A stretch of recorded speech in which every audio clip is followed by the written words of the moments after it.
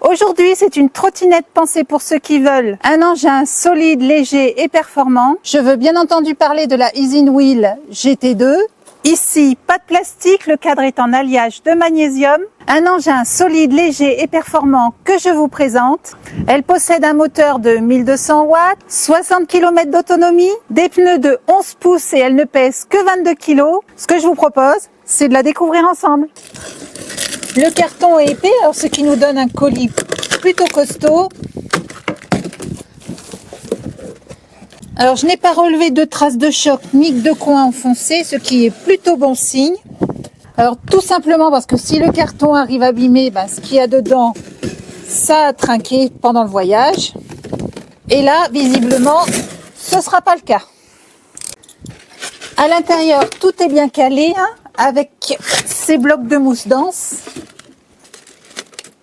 et cette enveloppe en plastique.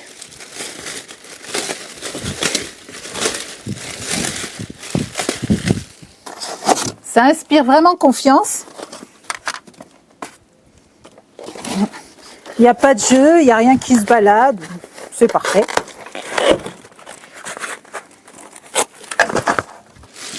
On commence à apercevoir la bête.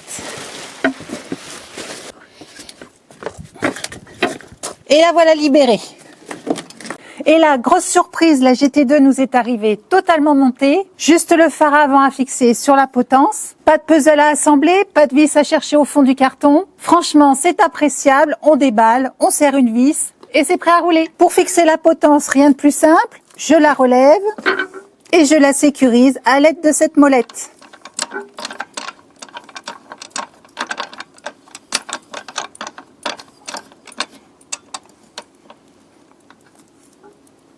Il n'y a pas de jeu, pas de flottement, ça se verrouille franchement. Alors pour moi, son véritable atout, c'est son guidon pliable, parce qu'on gagne un volume énorme, surtout en largeur, parce que pour nous qui voyageons en véhicule aménagé, chaque centimètre compte. Et là du coup, ça rentre partout, sous un lit, entre deux sièges, ou voire même dans une soute.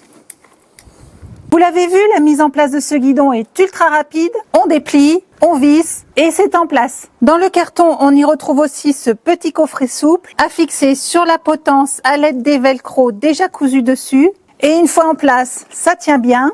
Et c'est un accessoire bien pratique pour y ranger le chargeur, de l'outillage ou même un smartphone en balade. À l'intérieur, on y retrouve le chargeur de 54 volts et 2 ampères. On y retrouve un guide avec les instructions de sécurité, d'entretien et de maintenance avec son chapitre en français. Un manuel d'utilisation illustré et avec chaque paragraphe traduit en français. Et enfin, une trousse d'outillage contenant tout le matériel nécessaire pour fixer ou vérifier les boulons de la trottinette. Et voilà, tout est monté. Il ne nous reste plus qu'à mettre un petit coup de charge à la batterie puisque l'afficheur nous indique que 49 volts, soit un petit 3/4 d'énergie disponible. L'opération est très simple puisqu'on ne peut pas se tromper lors du branchement. La prise et le port sont munis d'un détrompeur. J'en fiche et je raccorde au secteur. La petite LED sur le chargeur vient de passer du vert au rouge, ce qui signifie que la trottinette est passée en mode charge. Bon allez, c'est parti pour l'essai routier. Alors comme je vous le disais, j'apprécie particulièrement son faible encombrement. Et dans cette soute ultra encombrée, elle a trouvé naturellement sa place.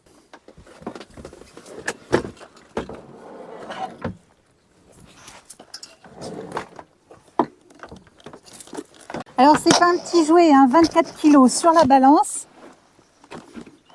Alors pour faciliter le transport, elle est équipée d'un crochet pour bloquer la potence. Elle est déverrouillable très simplement en actionnant ce loquet et en jouant sur le réglage de la hauteur de la potence. Voilà, comme ceci. Je referme ici. Et je sécurise l'ensemble en vissant cette sécurité.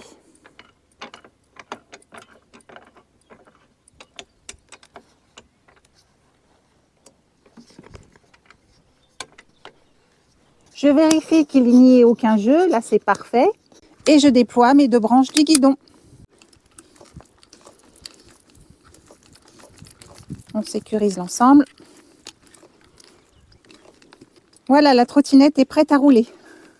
Alors très clairement, les câbles sont beaucoup trop courts. J'enlève la sacoche pour vous montrer où se situe le problème.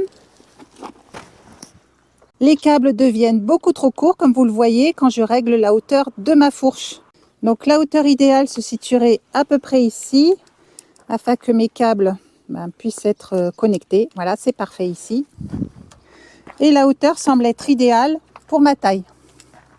La mise en route de l'EasyWheel GT2 s'effectue à l'aide de ce bouton, ainsi que de cette carte NFC. Il s'agit d'une technologie sans contact, comme sur les cartes bancaires. Donc pour résumer, pour la mettre en route, j'effectue un appui long sur le bouton on-off et je présente tout simplement ma carte NFC sous mon display. Un petit bip m'indique la mise sous tension.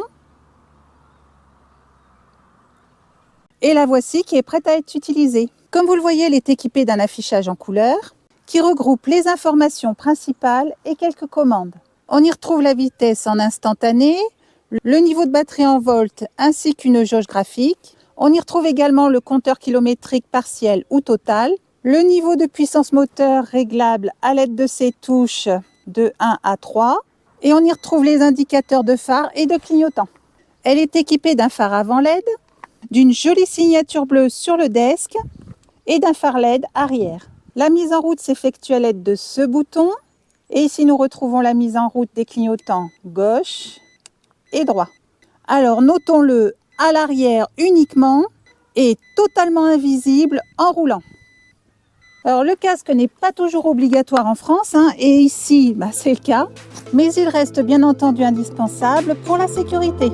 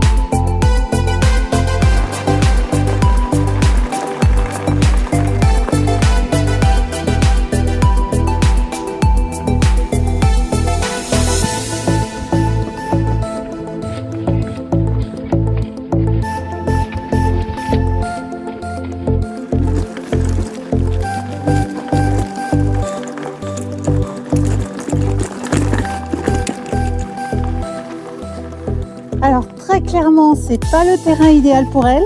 Tout simplement parce que les amortisseurs qui sont installés aussi bien à l'avant qu'à l'arrière sont totalement inopérants avec mon poids. C'est du fer, il n'y a pas d'autre mot. Et il m'a fallu dégonfler aussi bien à l'avant qu'à l'arrière, en dessous de la valeur du constructeur, tout simplement parce qu'elle était complètement inconduisible.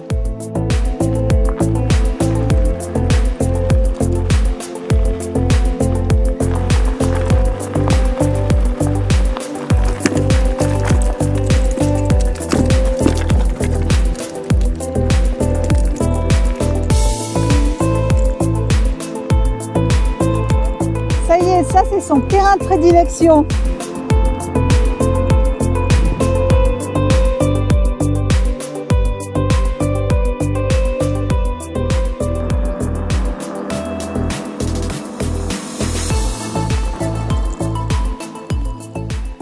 Alors ça freine plutôt pas mal. 2 freins à disque, un à l'avant et un à l'arrière.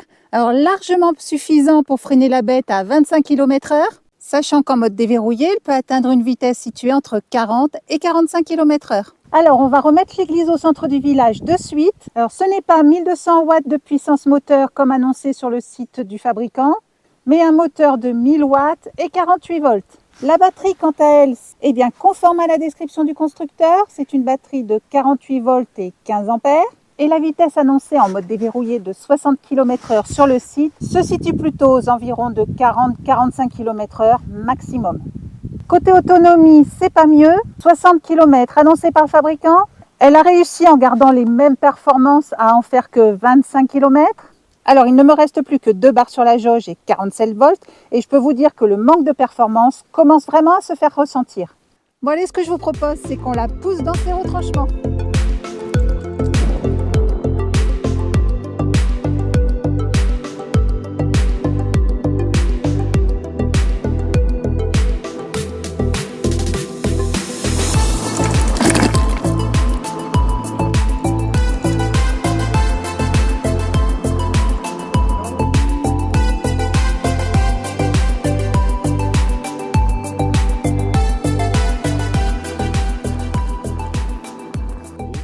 Alors 1000 watts, c'est bien sur terrain plat. Sur cette pente à 7%, alors ça fait péniblement le job, ça mériterait quand même un peu plus de puissance.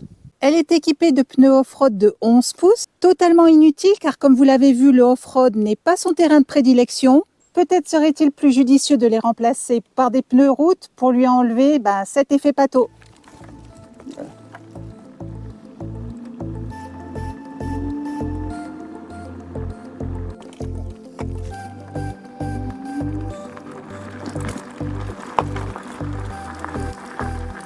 Allez, voilà pour cet essai routier. 29 km en usage soutenu, 45 volts, alors autrement dit, je rentre batterie vide. Donc idéalement, pour résumer, c'est une trottinette qui aura pour terrain de jeu la ville, sur route pas trop abîmée, et pour réaliser des petits trajets.